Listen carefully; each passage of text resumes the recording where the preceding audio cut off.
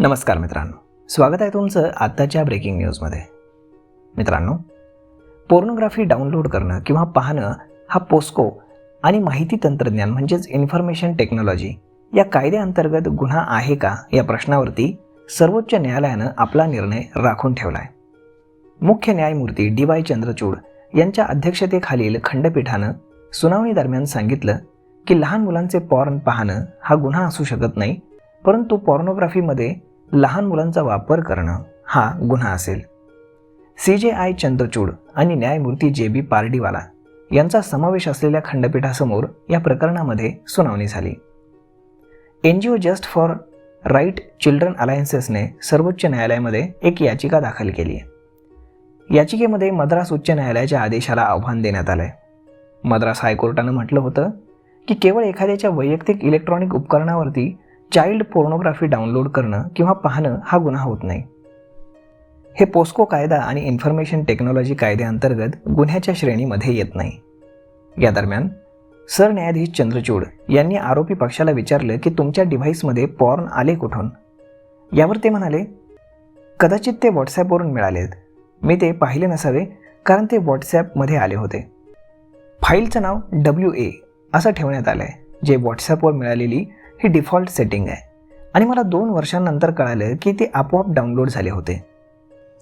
यावर सरन्यायाधीशांनी आश्चर्य व्यक्त करत विचारलं की ऑटो डाउनलोड म्हणजे नक्की काय. इतकंच नाही तर त्यांनी IT कायद्यातील तरतुदींचा संदर्भ देखील दिला आहे. ते म्हणाले, जर ते तुमच्या इनबॉक्समध्ये आले असते तर तुम्ही ते हटवायला हवे होते. यावर प्रतिवादी म्हणाला की परंतु ही क्लिप माझ्याकडे 14/6/2019 या दिवशी डाउनलोड झाली, तर पोस्कोच्या कलम 15 मध्ये 16/8/2019 या दिवशी दुरुस्ती करण्यात आली.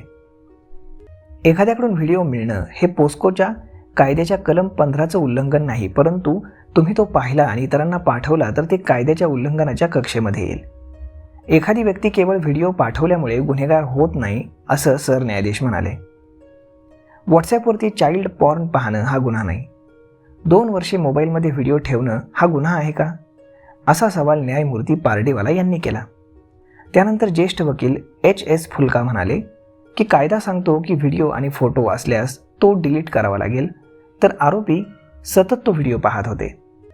आरोपीच्या वकिलांनी व्हिडिओ ऑटो डाउनलोड करण्याबाबत युक्तिवाद केला असता सरन्यायाधीश म्हणाले की कायद्यामध्ये दुरुस्ती केल्यानंतर हाही गुन्हा झालाय. न्यायालयानं या प्रकरणी हस्तक्षेप याचिका दाखल करणाऱ्या राष्ट्रीय बाल हक्क संरक्षण आयोगाला 22 एप्रिलपर्यंत लेखी युक्तिवाद करण्यास सांगितले. तर मग मित्रांनो, अशा पद्धतीनं कायद्यामध्ये बरेच पेच प्रसंग असतात आणि त्या संदर्भातल्या अपडेटेड न्यूज आम्ही तुमच्यापर्यंत घेऊन येण्याचा नेहमी प्रयत्न करत असतो. तर मग मित्रांनो, अशाच नवनवीन न्यूजसाठी तुम्ही आपल्या चॅनलला सबस्क्राईब करायला अजिबात विसरू नका. धन्यवाद.